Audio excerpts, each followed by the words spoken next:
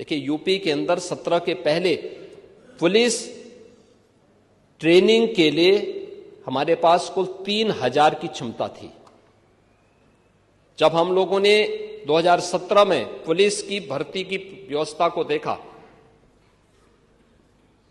कैसे इनकी ट्रेनिंग होगी, क्योंकि भर्ती नहीं करना, इनकी ट्रेनिंग भी करना है। वर्दीधारी फोर्स के लिए महत्वपूर्ण होता है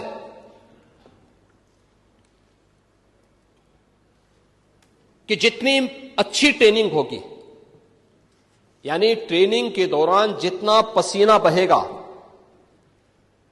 उतना ही सेवा के दौरान खून नहीं बहेगा। ये किसी भी यूनिफॉर्मधारी फोर्स के लिए महत्वपूर्ण होता है। इसमें ट्रेनिंग में आपने ट्रेनिंग की पीरियड को कम कर दिया था। आज उत्तर प्रदेश का नौजवान नौकरी प्राप्त कर रहा है।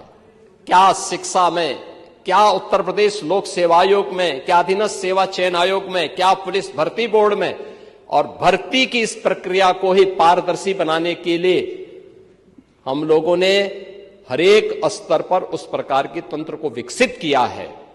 और इसीलिए शिक्षा आयोग में भी उत्तर प्रदेश के रिटायर्ड डीजीपी को बिठाया है कि जैसे माफिया की कमर तोड़ी गई है, नकल माफिया की कमर को भी वहां बैठ करके ऐसे तोड़ना है। यूपी ने पिछले 8.5 पौने 9 वर्ष के अंदर जो प्रयास किए हैं, आज देश के अंदर अर्थव्यवस्था में यूपी फिर से 9.5 से 10% के अपने शेयर के साथ तेजी के साथ आगे बढ़ा है। यूपी आज देश की नंबर 2 की अर्थव्यवस्था के रूप में अपने आप को स्थापित किया है। और इस दौरान हमने यूपी की जीएसडीपी को, यूपी की अर्थव्यवस्था को 2012 से 16 के बीच में जितनी थी उसकी तुलना में लगभग 3 गुना बढ़ाने में 12,88,000 करोड़ रुपए की इकोनॉमी थी। आज ये 35 से 36 लाख करोड़ रुपए की इकोनॉमी यूपी की बनने जा रही है। पर कैपिटा इनकम यूपी की 43,000 से बढ़कर के 1,20,000 हो रही है। ये आज नया यूपी है। सीडी रेशो, यानी जितना पैसा यूपी का नागरिक यूपी के बैंकों में जमा करता था उतना पैसा यहां खर्च नहीं हो पाता था। यहां के लोगों को उसको कर्ज के रूप में या निवेश के रूप में वो पैसा नहीं मिलता था। मुश्किल से 4400 पैसा जमा करता था तो 44 पैसा उसको मिलता था, शेष नहीं मिलता था। और आज मुझे प्रसन्नता है 62 से 65% पैसा यूपी के अंदर लग रहा है। इसको 70% तक पहुंचाने के एक बड़े लक्ष्य को लेकर के आज सरकार आगे बढ़ी है। उत्तर प्रदेश अब ये नया उत्तर प्रदेश है। ये सब करने का परिणाम आज देश का कुल मोबाइल फोन का जो भी प्रोडक्शन होता है वो यूपी के अंदर बन रहा है। 55% यूपी के अंदर बन रहा है। जितने भी इलेक्ट्रॉनिक कंपोनेंट बन रहे हैं उसका 60% यूपी के अंदर बन रहा है। और आज यूपी के अंदर ईज ऑफ डूइंग बिजनेस में देश के अंदर यूपी टॉप अचीवर स्टेट के रूप में अब यूपी जाना जाता है। यह है यूपी की नई पहचान। आज राष्ट्रीय शिक्षा नीति, skill India, startup India, stand up India, ये युवाओं की स्किलिंग के लिए और युवाओं को बेहतर भविष्य देने के लिए प्रभावी ढंग से सरकार के द्वारा इसे आगे बढ़ाया गया है। आज आर्टिफिशियल इंटेलिजेंस में, सेमीकंडक्टर में, साइबर सिक्योरिटी के लिए, रोबोटिक्स में, ड्रोन टेक्नोलॉजी में, इलेक्ट्रिक व्हीकल में, agritech, fintech, deeptech, health take, tourism और हॉस्पिटलिटी में, डिफेंस, मैन्युफैक्चरिंग और स्पोर्ट्स जैसे क्षेत्रों में भी उत्तर प्रदेश ने नए गंतव्य प्राप्त किए हैं और तेजी के साथ उत्तर प्रदेश अब आगे बढ़ चुका है। अक्सर कहते थे चौधरी साहब के बारे में, ये बात विख्यात थी, और देश के हित में, गांव के हित में और किसान के हित में जो भी बात होती थी बिना हिचक के उसको बोलते थे। उन्होंने कहा था जब तक किसान गरीब रहेगा भारत अमीर नहीं हो सकता। ये चौधरी साहब का वक्तव्य था। ग्रामीण भारत ही असली भारत है, ये चौधरी साहब का वक्तव्य था। भारतवर्ष की समृद्धि का मार्ग देश के खेत एवं खलिहान से होकर के गुजरता है, यह भी चौधरी साहब ने ही कहा था। और जागरूक जनशक्ति ही सबल लोकतंत्र का आधार है, यह चौधरी साहब ने ही कहा था। बहनों और भाइयों, इसके लिए उन्होंने, जब उन्हें मौका मिला उत्तर प्रदेश सरकार में, उन्होंने यहां पे प्रदेश के अंदर भूमि सुधार का कार्यक्रम लागू किया। जमींदारी उन्मूलन का और भूमि सुधार अधिनियम के माध्यम से उन्होंने महत्वपूर्ण भूमिका का निर्वहन किया। बिचौलियों द्वारा किसानों के शोषण को बंद करवाने के लिए मंडी अधिनियम पारित करवाया। उत्तर प्रदेश में होल्डिंग अधिनियम के समेकन में प्रमुख भूमिका की व्यवस्था की। पटवारी व्यवस्था का भी उन्मूलन किया।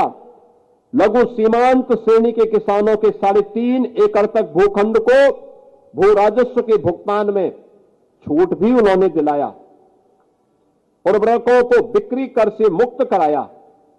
काम के बदले अनाज कार्यक्रम की शुरुआत भी की और कृषि और ग्रामीण विकास योजना के लिए ऋण उपलब्ध कराने हेतु राष्ट्रीय कृषि और ग्रामीण विकास बैंक नाबार्ड की स्थापना में भी उन्होंने महत्वपूर्ण भूमिका का निर्वहन किया। बहनों और भाइयों, ये सभी का परिणाम है। 2017 में जब हमारी सरकार बनी, उत्तर प्रदेश में कृषि उत्पादन की दर, जो विकास दर थी, वह मात्र 7% थी। और आज मुझे बताते हुए प्रसन्नता है, 8 वर्ष में ईमानदारी से किए गए प्रयास, उठाए गए कदमों का परिणाम है आज उत्तर प्रदेश में देश की कृषि विकास की दर का 18% उत्तर प्रदेश, यहां पर हमारा अन्नदाता किसान अपनी मेहनत से प्राप्त कर रहा है। चौधरी साहब की स्मृति को जीवंत बनाए रखने के लिए लखनऊ में एक सीड पार्क बन रहा है। आधुनिक तकनीक पर आधारित उत्तम क्वालिटी का सीड प्राप्त हो सके। मेरा मानना है, अच्छी क्वालिटी का सीड बीज अगर किसान को समय पे मिल जाए और समय पे खेती करें, 30% आपका उत्पादन बढ़ सकता है। 30% उत्पादन, यानी 30% उत्पादन बढ़ाने में बड़ी भूमिका का निर्वहन कर सकता है। और ये चौधरी साहब के नाम पर चौधरी चरण सिंह सीड पार्क यहां लखनऊ में हम लोग बनाने जा रहे हैं। दूसरा, बाराबंकी में एक टिश्यू कल्चर की अत्याधुनिक लैब, उसके लिए भी हम लोगों ने 31 एकड़ से ऊपर का भूभाग चिन्हित किया है, जहां पर हम किसान को अच्छी टिश्यू कल्चर का, ये टिश्यू कल्चर गन्ने के लिए भी, केले के लिए भी, आलू आदि के लिए भी बहुत बड़ी भूमिका का निर्वहन करेगा। तमाम अन्य फसलों के लिए आज आपने देखा होगा कि जमीन के नीचे आलू और ऊपर टमाटर, अब ये भी पैदा हमारे किसानों ने किया है। और इसीलिए सरकार ने कुछ निर्णय लिए, टिश्यू कल्चर की लैब होनी चाहिए। और वो हम बाराबंकी, क्योंकि बाराबंकी के हमारे किसानों ने बहुत मेहनत की है। गन्ना किसानों के उसमें भी हमारे कुछ किसानों ने बहुत अच्छी मेहनत की है। शाहजहांपुर, लखीमपुर खीरी, बहराइच,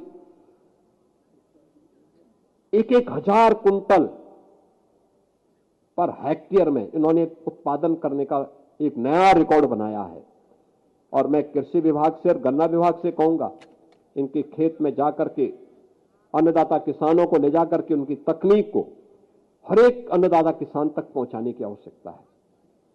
किसान समृद्ध होगा तब जब उन्हें तकनीक देंगे, अच्छा बीज देंगे, समय पे बीज देंगे, समय पे खाद की उपलब्धता करवाएंगे। और मैं एक अपील जरूर करूंगा, प्राकृतिक खेती जिसके बारे में प्रधानमंत्री जी का विशेष रुचि है, अगर कैंसर से बचाना है,